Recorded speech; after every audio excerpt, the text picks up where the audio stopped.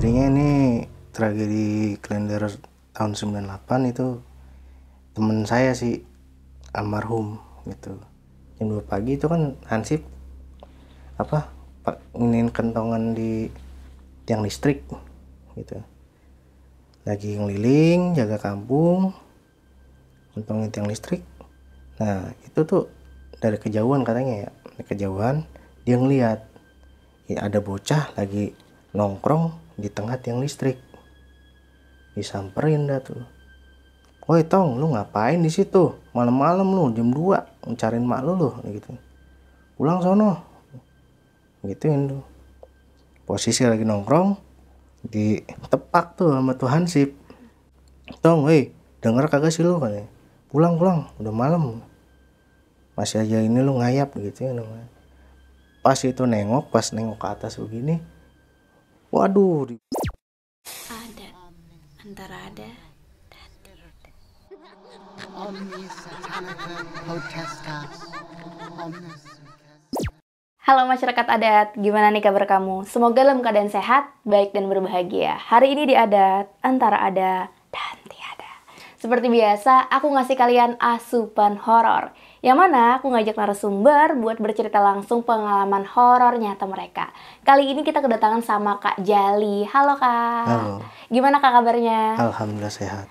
Tadi perjalanan panjang Kak ke sini. Iya. Lumayan ya, karena rumahnya di Klender. Klender.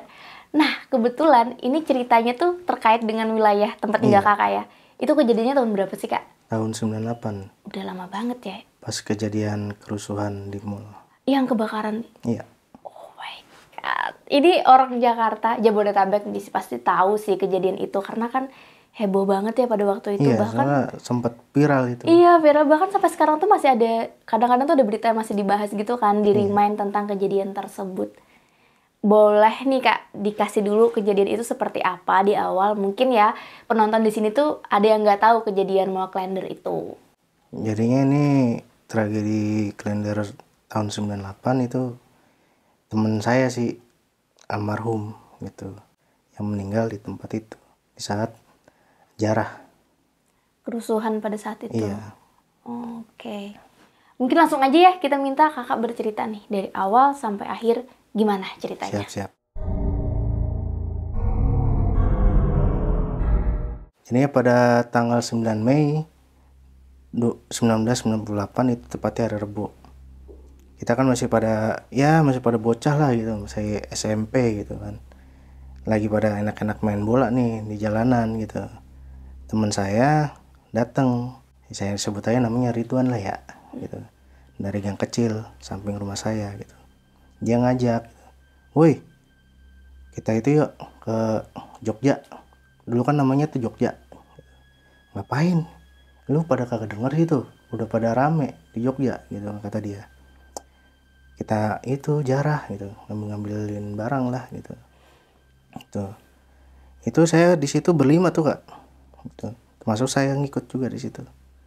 Teman saya Bongkrek, terus Cereng, Anapi, Ridwan sama saya. Gitu. Nah, pas di jalan itu kita yang ngomong-ngomong aja, lalu ngapain pada kemari gitu. Pada pengen mati ngenes lu di sini, bisa gituin kan. "Ah, lu cemen lu, bacul lu," kata dia gitu. "Udah lu ikutin gua aja," gitu. Ya udah tuh saya ngikutin tuh di jalan tuh. Pas habis selesai main bola, saya langsung pergi ke mall itu kan, ke Jogja gitu. Udah nyampe di situ tuh, itu udah ramai banget itu Kak. Udah pada dilempar-lemparin batu kacanya gitu. Nah, ada salah satu orang itu yang nyuruh warga setempat pada masuk gitu. Nyuruh pada masuk semua. Nah, teman saya ini berdua, dia mulai tergiur nih. "Udah yuk masuk yuk. Lumayan di dalam banyak banget barang-barang," kata dia gitu kan. Nah, kalau waktu itu kan lagi zaman-zamannya Walkman tuh, lagi mahal-mahalnya gitu. "Udah lu bertiga nunggu di bawah," gitu. Nah, dia tuh yang ke atas itu si Bongkrek sama si Hanapi yang masuk ke dalam. Itu udah masuk ke dalam berdua. Saya ngomong, "Lu ngapain sih? Kemari-mari, udah pulang yuk," gituin kan. Udah lu diem lu, kata dia gitu. Ntar bang kalau udah diambil gue bagi rata gitu. Ya udah dia naik ke lantai 2, dia ngambil tuh segala macam barang termasuk Walkman itu. Ada sekitar 6 buah lah, 6 biji gitu diambil sama dia. Diambil. Nah pas ketiga dia naik ke atas lantai 3, itu tempatnya di sebuah restoran kayak McDonald gitu. Itu kan waktu itu mainan Toy Story pada banyak gitu kan, diambil lah tuh gitu. Pas pengen turun ke bawah udah banyak kasur di lantai gitu. Nah di situ ada satu orang oknum yang lempar bom molotov. Jadi di dalam botol itu dikasih minyak tanah sama sumbu. Lempar tuh pas banget jatuh di ubin, kebakar dah tuh kasur. Awalnya tuh ngomong jangan dibakar gitu. Nah teman saya tuh di situ udah panik, asap udah kemana-mana, dia lari dah tuh ke lantai 2 gitu. Di situ asap udah tinggi banget, udah tinggi asap, dia udah kelimpungan kemana aja, lari ke lantai 2. Nah tepatnya tuh di dekat kaca emang udah pada hancur kan, disuruh loncat sama orang bawah, termasuk saya juga teriakin, woi bego, saya gituin, loncat lu mau mati di situ, kita gituin. Ayo loncat, kata bapak-bapak di bawah. Nah, alhamdulillah tuh si Bongkrek selamat nih gitu. Sebelumnya dia sempat ngomong teman saya, ayo kan ngapain lo, udah lu diem lu gitu. Itu saking panik ya dia masuk dah tuh dia ke dalam. Ke api itu di dalam masih berasap kan? Masih masuk ke dalam, tahu lari kemana dia. Sempat pengen kejar sama Bongkrek, itu posisinya tuh udah padat banget sama orang gitu, jadi kehilangan jejak tuh anak gitu. Dia katanya sempat lari ke lantai 5 gitu. Nah pas kejadiannya udah di lantai 5 itu dia lari di lift kak, meninggal di situ dengan kejepit lift sebelah gitu posisinya. Nah itu singkat cerita, pas 3 hari jalan kita semua tuh pada diem kak, nggak ada sama sekali ngomong kalau si Ridwan tuh meninggal di situ. Sempat orang tuanya nanya ke saya gitu, Ki nyamper ke rumah kan, nama ya saya disebutkan, Bang Aceng itu Rizky ada nggak? Ada tuh di rumah lagi nonton gitu. Saya dipanggil, bang tolong panggilin dulu anaknya. Dipanggil saya sama ibunya, ditanya itu si Ridwan kemana 3 hari belum pulang gitu. Saya sempat situ saya diem, aduh gua mau ngomong apaan nih gitu kan. Soalnya sebelum itu saya udah diancam nih sama nih anak, sama almarhum gitu, lu jangan pernah sekali-kali ngomong sama orang tua gua kalau gua ikut ke Jogja, kata dia gitu. Saya itu ya udah saya diam aja kan, saya ngomong aja ke orang tuanya, waduh bu saya nggak tahu 3 hari si Ridwan nggak pernah main sama saya lagi gitu, saya di rumah terus gitu, padahal saya ikut kejadian gitu. Setelah itu ibunya dia nonton TV tuh udah pada rame tuh kak, nonton TV, dia ngeliat baju anaknya di lantai 5 gitu, meninggal di situ. Nah udah itu dia sempat orang tuanya datang lagi ke rumah saya, dia ngomong, lu masih kecil-kecil udah bohong lu ya sama orang tua gitu, kenapa kagak ngomong kalau si Ridwan ikut ke Jogja gitu, ke Mall Jogja gitu. Sebelum itu tuh dia ibunya tuh datang ke rumah teman-teman saya semua gitu, diiniin, jadi kelima anak itu ikut gitu. Udah kayak gitu saya ngomong, aduh maaf bukannya saya kagak mau ngomong, kayak gituin, Soalnya saya sempat diancam sama si Ridwan gitu. Kalau saya ngomong sama ibu, saya bakal dihabisin, saya gituin. Udah lu ikut gua ke mall, ke Jogja itu. Ya saya kesana ada tuh berdua sama ibunya. Di situ sempat dicegah sama satpam. Soalnya kan udah nggak boleh masuk tuh, udah ditutup sama seng. Nah, itu mall, jadi nggak boleh satu warga pun masuk gitu. Jadi khusus buat ini aja, kayak polisi, rumah sakit gitu, buat otopsi mayat-mayat ke ini rumah sakit gitu. Tapi tetap itu ibunya kekeh masuk ke dalam. Dan bener itu udah bergosong Kak posisinya. Itu di hari ketiga ditemuinnya gitu. Singkat cerita, malamnya itu saya lagi berangkat ngaji. Belum malam sih, sekitar sebelum maghrib lah, 5:30 gitu. Saya berangkat ngaji sama abang saya. Pas namanya deket kebun, dulu masih banyak buat kebun di daerah saya gitu. Pas di kebun itu di kuping tuh ada yang manggil-manggil. Dan saya kenal suaranya. Ki, woi Rizky Gendut. Saya sempat di ekor mata sebelah kanan itu ada tuh anak di dekat pohon pisang, lagi senderan di pohon pisang begini gitu. Pas saya nengok kagak ada itu orang. Itu baru pengen bahasa yang langkah, baru berapa angka lah dipanggil lagi, woi Rizky, tetap begitu dipanggil terus sama saya. Pas saya nengok kedua kali baru tuh ada tuh anak posisinya di tengah pohon pisang, dia sambil begini, tapi wujudnya masih wujud manusia biasa gitu. Belum kebakar gitu, tapi cuman mukanya pucat gitu. Di situ juga saya langsung lari. Sempet abang saya ngomong, lu ngapa sih lu lari, udah kayak kesetanan digituin. Emang kalau dalam hati saya memang bener-bener kesetanan gitu kan, ditongolin model begituan gitu. Enggak, gue kebelet ngencing gitu. Saya gitu aja ke abang saya.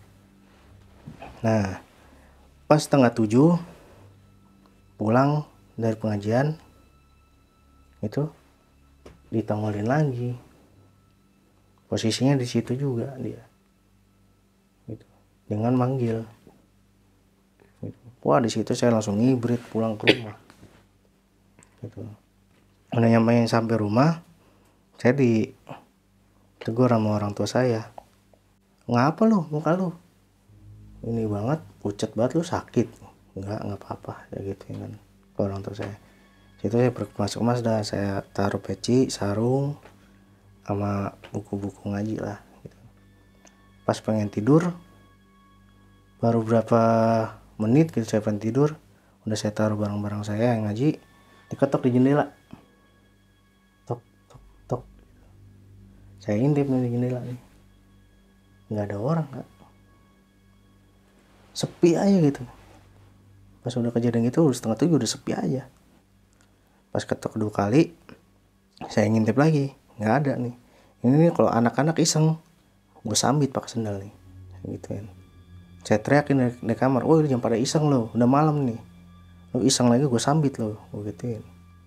Ketiga kali saya intip sedikit tuh di hordeng. Itu posisinya itu pas di samping jendela, itu posisi udah kebakar dengan bola matanya nggak ada. Aduh. Nengok, saya ngibrit, lu kenapa sih lu Ki? Itu di jendela, saya gituin orang tua, ada si Ridwan nih, Ridwan, ya namanya orang meninggal mau nggak bakal hidup lagi, gituin sama orang tua saya, sama ibu saya. Beneran itu ada di jendela gitu. Disamperin sama orang tua saya, nggak ada, udah lu tidur besok sekolah. Di situ saya ngomong, temenin tidur, nggak berani sendiri. Nah itu saya tidur tuh, masih tidur ayam lah ya, masih tidur ayam.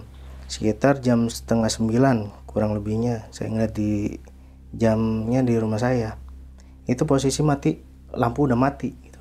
Lagi namanya saya melek begini, setengah melek lah gitu.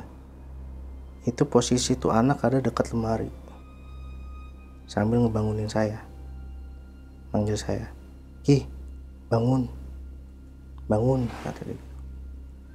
Saya sempat gini, siapa sih? Saya melek, itu posisi samping lemari. Dia maju tuh Kak tuh, maju ke arah dipan inian saya, dipan tempat tidur saya. Dulu posisi tempat tidur saya tuh masih kayak besi-besi gitulah, tempat tidur zaman dulu gitu, yang pakai kelambu. Saya itu udah langsung sadar aja loh, langsung melek ngotot gitu kan, sambil kucek-kucek mata. Ya Allah, mama maju itu anak. Saya ngomong gini, "Wan, tolonglah, jangan ganggu gua tahu gua salah." Udah ngomong ke emak lu gitu. Jangan lama maju. Saya mundur dong, deket pintu. Saya giniin pintu tuh nggak bisa kebuka Kak, jadi posisinya udah kayak kunci aja gitu. Saya teriak-teriak, saya minta tolong, kagak sama sekali ada yang denger. Orang satu rumah, padahal itu masih sore jatuhnya, masih pada nonton TV gitu. Nah di situ juga dia ngomong, "Ki, tolong, gua nggak mau kayak begini," kata gitu. "Tolong cariin bola mata gua." Dia ngomong gitu. Langsung lemes, duduk dah dekat pintu. Dibilang ngencing di celana sih, emang bener-bener ngencing di celana saya dengan posisi itu. Saking takutnya, saking paniknya, pintu nggak bisa kebuka gitu. Nah udah setelah ngomong gitu, saya ngomong, "Mau cari di mana Wan? Gue nggak tahu. Posisinya mungkin udah hilang. Tolong Ki, gue nggak mau kayak gini. Gue nggak mau mati penasaran." Gitu. Di situ dia lama-lama mudar, langsung hilang. Gitu. Nah pas hilang itu pintu udah bisa kebuka. Saya cerita ke orang tua saya, gitu kan, saya cerita, masih tetap nggak percaya gitu.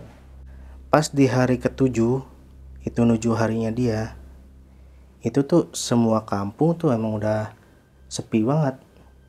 Mau jam 6 ke atas udah nggak ada sama sekali kehidupan, udah kayak kampung mati aja gitu. Nah kan posisinya tuh bapak saya lagi warung gitu. Biasanya tuh di rumah saya itu rame, pada nongkrong lah bapak-bapak, pada main kerambol, gaplek gitu. Ini tumben-tumbenan nih, rumah gua sepi, biasanya pada nongkrong nih katanya. Ada apaan nih gitu. Dia masih heran lah kan. Tepatnya jam setengah 10 malam. Itu namanya udah sepi begitu, nggak mungkin lah ada yang namanya nongkrong gitu. Ya udahlah, gua nutup aja dah gitu. Nah pas nutup, dulu tuh warung saya tuh pakai kayu, tutupan kayu gitu, sampai nomor 6. Pas nomor 4 itu bapak saya ditegur, "Bang Aceng," gitu. Ditegur "Bang Aceng," terus dipanggil gitu. Pas nengok nggak ada, yang gini nggak ada, saya cengak-cengok nggak ada gitu. Nah udahlah, dihirauin tuh, dilanjutin lagi, nutup lagi. Pas kayu ke-5 itu dipanggil lagi bapak saya, "Tumben Bang Aceng udah nutup jam segini," katanya. Gitu kan. Pas nengok itu tepatnya deket garasi rumah tetangga di samping. Itu dia udah lagi diri ngejogrok gitu. Posisi udah kebakar. Ya udah di situ langsung kayu yang buat tutup warung langsung dibanting aja udah. Ditinggal kabur. Tinggal masuk ke dalam. Gitu. Pas tinggal masuk ke dalam itu ibu saya yang ngomong, "Lu apa-apaan sih lu banting kayak begitu sampai bunyi kencang begitu? Ngapa sih lu?" Nah gitu kata ibu saya. "Itu ada temannya si Rizky tuh di situ tuh," katanya. "Ah lu sama aja kayak anak lu, udah tua masih percaya begitu-gituan." "Bener," kata ayah saya kan. Saya di kamar, posisi di kamar saya denger omongan orang tua saya. Ya udah situ saya keluar ke kamar. Tuh kan, nih apa bilangin, bener kan, ayah aja ini apa ngerasain apa yang namanya Rizky rasain gitu. Lu berdua lu sama lu, gua mau percaya sama gitu gituan, kayak orang nggak punya iman lu pada gitu. Ya udah tuh paginya tuh udah pada rame ngomongin almarhum gitu. Warga rame. Iya, soalnya nggak 1-2 orang Kak yang didatengin. Oh. Gitu, ibu-ibu lagi pada ngomongin paginya di tukang sayur. Gimana ceritanya? Tadi kan ceritanya yang Kak Jali alamin sama keluarga kan. Nah terus ternyata nggak cuman kalian nih yang diganggu. Iya. Warga-warga lain juga jatuhnya satu kampung dong diganggu. Iya bisa bilang gitu. Nah kakak denger nggak ceritanya gimana kalau versi yang lain? Kalau versi yang lain dia diketok-ketok rumahnya, itu dibuka nggak ada. Jadi itu kayak inilah pocong keliling gitu. Kejadiannya begitu, hampir sama. Jadi itu pas paginya di tukang sayur udah banyak yang ngomongin gitu, bahwa arwah ini neror semua warga gitu. Nah di situ juga sempet nih orang tuanya ngedenger, lagi lewat denger omongan warga. Nah di situ orang tuanya ngomong, lu anak udah meninggal lu pada ngomongin, maksud lu apaan, begituin. Nah di situ warga udah diem dah, nggak berani ngucap, diam. Walau kalau masih kayak gini lu ngomongin anak gua, nih gua bisa lapor ke RT, gituin, kata orang tua teman saya gitu. Ya salah satu ibu-ibu ada yang nyeletuk, ini udah meresahkan Bu, karena yang diteror hampir semua gitu, yang didatengin gitu Kak. Wah tetap dia nggak percaya gitu, tetap nggak percaya. Nah kejadiannya itu pas seminggu lagi tuh kakak orang tua saya yang didatengin sama, cuman nah gitu sekitar jam 9 gitu, yang bibi lah ya, yang datengin. Diketok dah tuh pintu, tok tok tok. Di dalam siapa ya, kata bibi saya. Nggak ada yang nyaut gitu. Dibuka tuh pintu, nggak ada orang itu. Pas kedua kali ketok, ngomong, Bu Nunung beli es kenyot rasa kacang hijau. Nah di situ dia mulai heran nih, lah ini suara kayak gue pernah denger, kayak gue kenal gitu kan. Pas kejadian gitu, iya bentar tunggu, ibu ambilin dulu. Pas udah diambilin esnya, buka pintu dah tuh bibi saya, buka pintu, itu ada bocah ngejogrok di depan pintu gitu. Posisinya udah hancur. Aduh serem banget sih. Gitu pas buka pintu, wah di situ udah langsung ngejerit bibi saya, langsung masuk ke dalam, ngejeblakin pintu. Dia teriak, pergi lu setan, pergi lu, jangan ganggu gua, ngapain naruh sini, pergi lu. Nah jendelanya diketok lagi, Bu tolongin Ridwan Bu, katanya. Ridwan nggak mau begini Bu, tolong Bu gitu. Dia tetap ngomong begitu kan. Nah kayak gitu dia, bibi saya langsung baca-bacaan dah yang dia bisa gitu. Alhamdulillah tuh pas udah kayak gitu pergi tuh, wah udah lemes katanya, kaki udah pada lemes gitu ngeliat kayak gitu. Paginya ngomong ke orang tua saya, ke adiknya lah, ibu saya gitu kan, ay apaan sih lu teriak-teriak udah kayak inian aja lu. Gue semalam jam 10 katanya, gue datengin apaan sih lo, gituin nama ibu saya. Itu temannya si Rizky itu, si Ridwan katanya, ketok-ketok pintu gue di es kenyot, gituin. Lu masih aja begitu, udah tua juga nih. Beneran, lu sama aja tuh kayak si Rizky kayak bapaknya loh, ngomongan begitu-gitu terus. Sama itu ya emang kejadiannya emang ibu saya nggak ditongolin, makanya nggak percaya tuh yang nggak ditongolin gitu.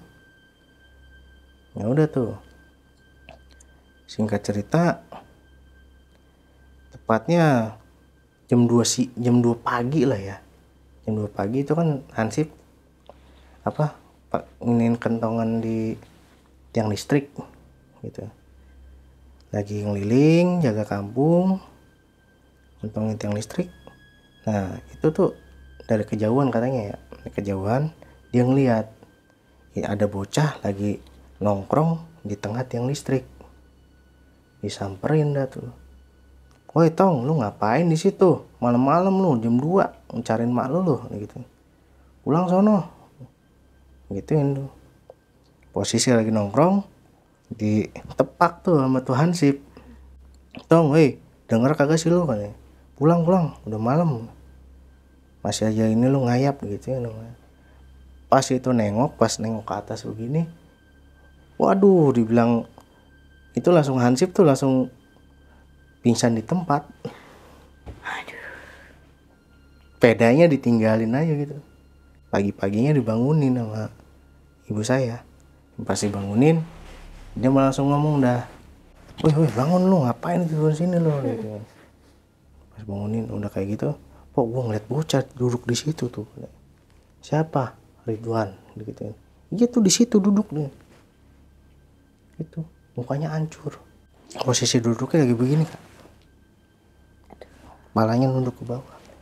Pas nengok udah langsung dia lari ngibrit, udah pingsan gitu.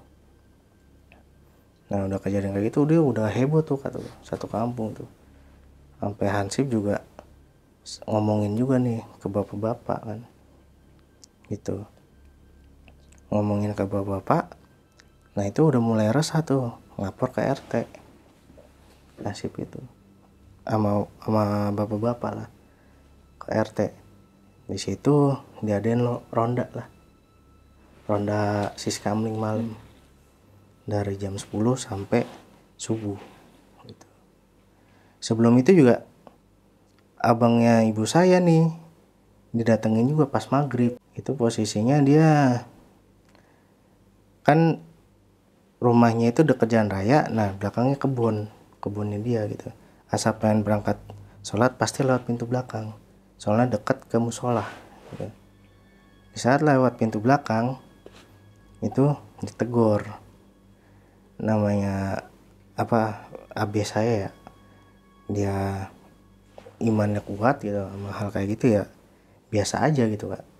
Udah keluar dari pintu belakang tegur, beh mau kemana gitu. Nengok emang ada dia di posisinya di pohon ninjo dia. Ya lu Tong katanya, lu ngapain sih namanya neror warga gitu, udah lu tenang aja di alam lu, jangan neror gitu kan, kata abis saya. Terus si Armando ngomong juga, Ridwan ngomong kayak gini, be tolongin katanya. Tolongin apaan sih, lu matinya di mana, lu nyusahinnya di mana nih gitu yang kata abis saya. Tolongin be gitu.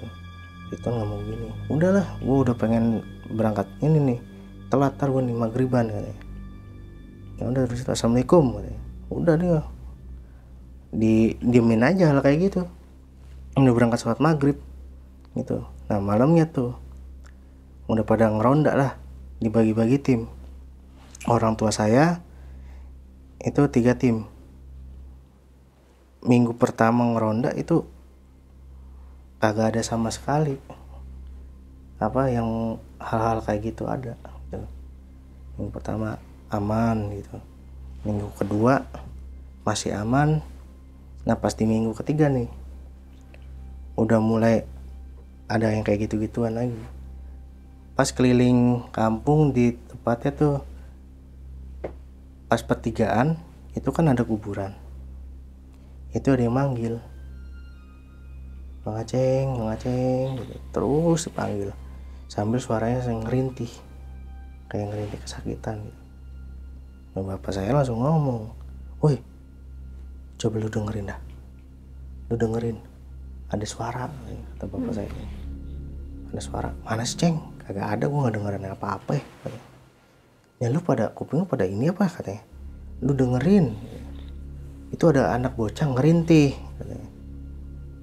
Nah dua orang ini langsung mendengar. Nah iya ya, ini bocah ada suara bocah nih, di mana nih, katanya. Coba lu dengerin.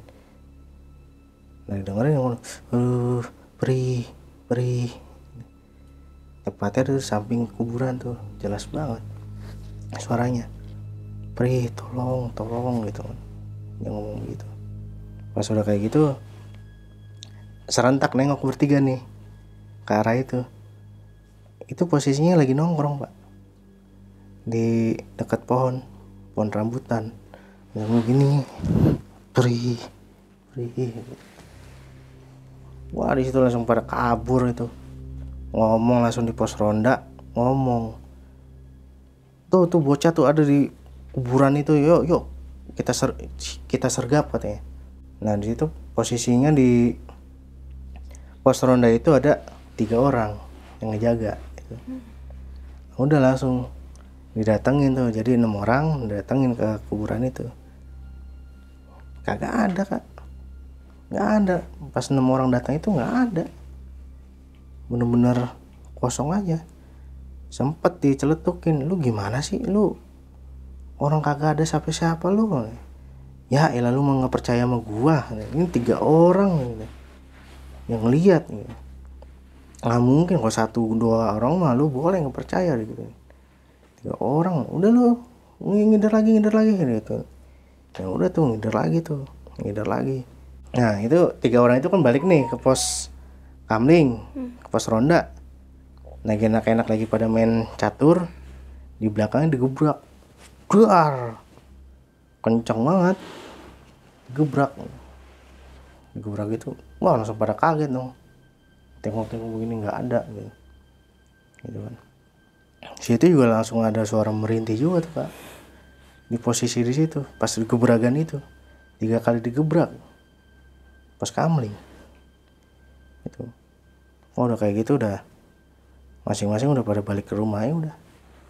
Udah kayak gitu, besoknya langsung pada ini dah ngomongin ke RT, ini tepatnya gimana nih, enaknya nih, katanya. Kita ngomong aja ke keluarganya gitu, bahwa si Ridwan ini penasaran gitu, error satu keluarga kamu kita nih gitu. Ya datengin dah tuh RT sama warga setempat berenam. Assalamualaikum. Termasuk bapak saya juga ngikut tuh. Ini buka dah tuh kan sama orang tuanya, ngomong dah tuh, sempat RC cerita. Keluarganya hampir sempat nggak percaya sih, Kak, kalau namanya anaknya itu emang mati penasaran gitu. Bapaknya juga sempat maki-maki, gua nggak percaya. Ya udah, kalau emang bapak nggak percaya, ikut ronda nanti malam gitu kan. Nah dia ikut dah tuh akhirnya bapaknya. Sebelumnya dia nggak pernah diajak karena namanya sibuk gitu, nggak pernah diajak ronda gitu. Pas bapaknya ikut sekitar sebulanan lah itu, pas bapaknya ngikut tuh nggak sama sekali ada kejadian gitu. Jadi posisinya itu kampung 3 bulan. Lama banget ya. Iya. Totalnya berarti selama 3 bulan itu teror, cuman ada beberapa minggu nggak diteror ya. Pas namanya itu sebulan itu sama sekali nggak ada ini gangguan gitu pas bapaknya ikut ronda gitu. Pas di minggu keduanya bapaknya ikut ronda itu mulai ada kejadian lagi gitu.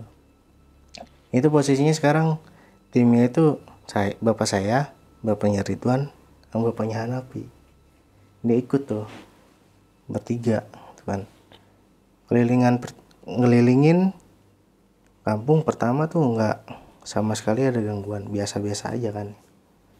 Pas ketiga kelilingin itu mulai posisinya di pertigaan dekat tiang listrik. Itu dia lagi jongkok kayak begini, kayak biasa gitu. Bapaknya langsung lihat, di situ langsung percaya dia ngeliat kayak gitu. Ya Allah, Wan, kenapa, apa yang harus omongin lah gitu. Langsung duduk. Bapaknya si Ridwan lemes itu Kak, nangis, namanya ngeliat anaknya begini kan, Sedih. iya. Nah, kayak gitu tetap dia mengeringis saya, terus merintih kesakitan gitu. Nah bapak gue nih nyeletuk nih, dia minta dicariin bola matanya katanya. Nyeletuk gitu, wah lu yang bener Ceng, beneran Pak, bukan saya doang, anak saya juga digituin gitu, kata bapak saya kan. Gue mau nyari bola matanya di mana. Udah kayak gitu udah mulai ini, langsung ke pos ronda lagi, ngomongin tuh gimana enaknya kan. Ini minta cari bola matanya Pak, nyarinya di mana, posisi sekarang itu mall udah kebakar gitu kan. Udahlah, besok gua sama istri gua datengin ke mall tempat dia meninggal gitu. Datengin tuh pagi-pagi, sempet masih dicegah juga sama satpam, boleh ada yang masuk gitu kan. Orang tuanya ya kekeh, langsung masuk gitu aja. Dia lari ke lantai 5 tempat kejadian kejepit itu. Namanya udah abu Kak, di situ masih udah bersih aja, udah abu-abu semua. Di situ masih udah bau anyir, masih ada bau anyir, bau darah masih ada di mall itu. Dan udah gitu pulang dah. Ibunya sempat nangis ya di situ, mau nyari di mana gitu kan. Orang tuanya lari ke orang pintar, guru pengajian gitu. Dia minta tolong gitu, minta disaratin gitu kan. Pak, tolonglah Pak, ini udah parah lah ibaratnya, udah neror hampir semua warga, ini gimana ini jalan keluarnya gitu.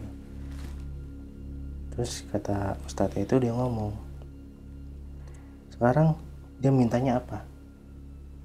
Dia minta cari bola mata gitu kan.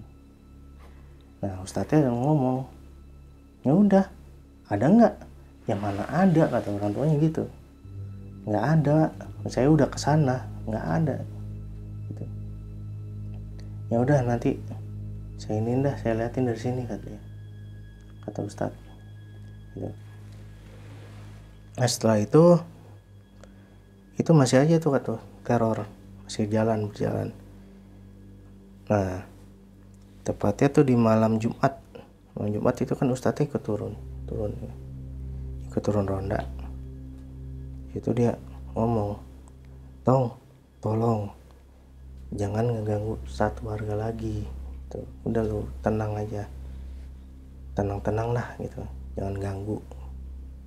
Udah kayak gitu dia tetap kekeh minta tolong dicariin bola mata gitu kan.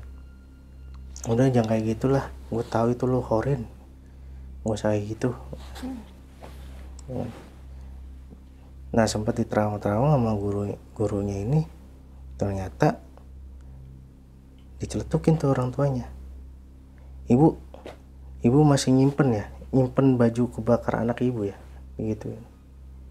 Ah enggak, jangan bohong Bu, gitu. Jangan bohong, ini hampir semuanya loh gitu. Nah di situ orang tuanya tuh, bapaknya langsung marah. Nah, ibunya, yang bener mah, di mana nyimpennya, ayo pulang dicari itu, diobrak-abrik. Ternyata emang bener itu ibunya masih nyimpen bajunya dia yang udah posisi kebakar, dan bajunya dia warnanya biru telur asin Kak. Bukan, ibu bohong sama saya gitu kan. Udah kayak gitu, terus gimana Pak itu biar namanya aman ini kampung. Ya udah sekarang ibu beli kendi buat ari-ari gitu. Beli kendi bunga gitu. udah sama kain kapan, udah dibeli segala rupa. Nah bajunya itu ditaruh di dalam kain kapan, dibungkus sama berikut bunga, disatuin ya, ditaruh di dalam kendi, tutup, ayo kita ke makamnya katanya. Kita syaratin ke makamnya gitu. Bapak tolong gali di sebelah makamnya si Ridwan. Digali kurang lebih 1 senti lah, sejengkal gini, biar enggak ini gitu. Nah udah tuh dikuburin dah tuh bareng makamnya si Ridwan itu, kendinya dibaca-bacain. Nah alhamdulillah di situ aman Kak, sama sekali udah nggak ada gangguan. Oke. Berarti syaratnya yang tadi berhasil lah ya, bisa dibilang kayak gitu ya.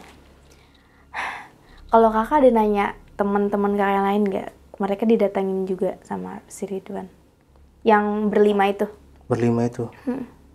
Dia sih ada 1 orang yang datangnya, soalnya si Ridwan ini dekatnya sama saya, terus sama si Bongkrek sama Jereng.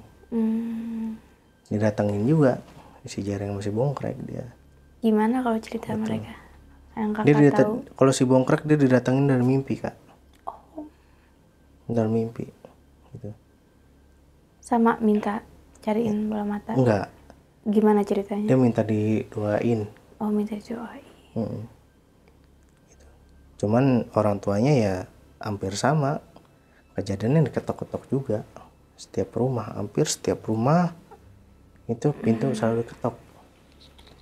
Karena kayak gitu akhirnya warga menduga ya itu Ridwan ya. Tapi Iya. apakah banyak yang lihat dia? Sosoknya Ridwan tuh banyak nggak yang lihat? Banyak. Itu kejadiannya ya pas diketok itu masih sore sih sebenarnya, masih jam 9 lewat lah. Itu masih sore. Masih belum tengah malam justru ya? Belum. Wow. Sore. Emang kalau jam segitu emang zaman dulu emang udah creepy-creepynya ya. Masih Zaman dulu beda ya sama sekarang ya. Iya. Kalau sekarang udah ramai banget kan ininya perkampungannya. Kalau orang tua saya kan namanya nutup biasanya sampai jam 3 pagi. Itu karena banyak bapak-bapak pada begadang di warung saya gitu. Pas kejadian gitu ya sepi. Selama 3 bulan itu sepi Kak? Sepi ya 3 bulan. Ada kejadian lagi nggak yang kakak dengar dari warga atau apa yang mungkin serem banget gitu loh selama teror di sana? Ada. Apa tuh Kak? Jadi itu ceritanya dia supir bajai. Oke. Itu supir bajai lagi tepatnya pas lewat itu mall, gitu, di stop sama karyawan gitu. Pak tolong ambilin barang saya di atas di lantai 5 gitu. Itu mallnya tuh masih utuh, posisinya belum kebakar, jadinya penglihatan supir bajai itu masih bagus aja tuh mall gitu. Masuk dah tuh bajai ke lantai atas. Nah pas lantai atas tuh nyium bau anyir gitu. Supir bajainya itu juga ternyata emang tetangga juga gitu, jadi emang setiap malam dia, kalau bahasa sekarang mah ngalong lah gitu. Ngalong tuh dia. Nah pas nyampe di atas kok bau anyir gitu. Pas nengok ke belakang itu posisinya emang karyawan itu udah angus, bajai ditinggalin udah di itu atas, kabur dia. Sama tukang bakso yang jual di situ juga. Ada juga cerita? Iya, jadi itu setiap jual bakso tuh di dalam ininya bola mata semua. Hah? Bola mata semua. Itu tukang bakso jualan di dekat mall? Dekat mall. Nggak jauh dari mall nih, mallnya sampingnya nih. Namanya Bakso Rizwan. Kapan sih tukang bakso ngelihat itu bakso berubah jadi mata-mata tuh? Udah sekitar jam 11 itu. Sempet seminggu dia tutup nggak buka-buka pas udah kejadian kayak gitu. Orang ada, Bu beli bakso gitu. Masih udah nengok orangnya posisinya ya hancur. itu berarti korban-korban yang kebakaran itu ya. Supir metro juga kayak gitu, metro mini. 10 orang naik metro. Nah, pas udah pengen, itu tepatnya tuh pengen turun di mall itu juga. Pas itu turun, posisinya udah hancur. Metro, supir metro. Aduh serem banget ya. Tapi total korban pada saat itu emang ratusan nggak sih? 453. 450. Aduh banyak banget. Itu yang sekarang jadiin halte tuh, itu tempat mayat semua tadi ya. Oh iya. Kalau kakak pernah lewat di Ciplask Klender, sekarang tuh ada halte. Itu tempat naruh mayat semua. Aduh. Itu semenjak kejadian itu kampung jadi horor tuh kira-kira lama nggak sampai akhirnya normal kembali Kak? Ya lama Kak, sampai namanya jadi Mall Klender dulu namanya Mall Citra. Itu masih ada. Tetangga saya beli baju koko pengen lebaran ya. Pas nyampe rumah itu jadi kain kapan. Astagfirullahaladzim. Bener-bener jadi kain kapan. Gitu. Posisi saya lagi main di rumahnya dia. Mah, kamu beli apaan? Kok ini aku beli kain putih gitu. Enggak, saya nggak beli kain putih, saya beli koko. Belinya di mana? Mall Citra. Pantes kata lakinya gitu. Serem ya.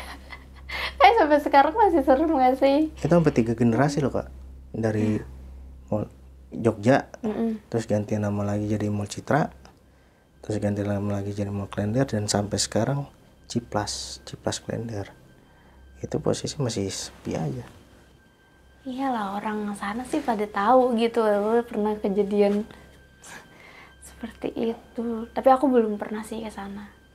Gak berani juga sih tepatnya. Ada salah satu narsum juga bilang cobain gitu ngomong ke sana.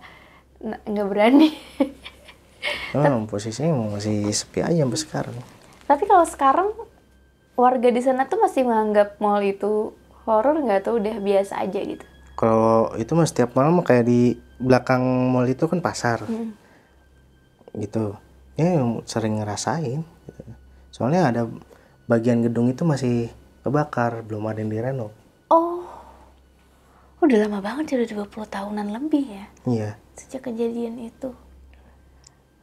Wah. Coba ya kalau misalnya kakak main di Ciplask Klender, lihat paling belakang. Masih ada gedung-gedung yang masih bekas kebakar dan sekarang dijadiin tukang-tukang dagang di bawahnya. Gitu. Kayaknya banyak cerita sih ya di sana dari warga-warga gitu, apalagi yang sering nangkring di sana atau ada cerita-cerita yang serupa nih kayak kakak temennya gitu loh.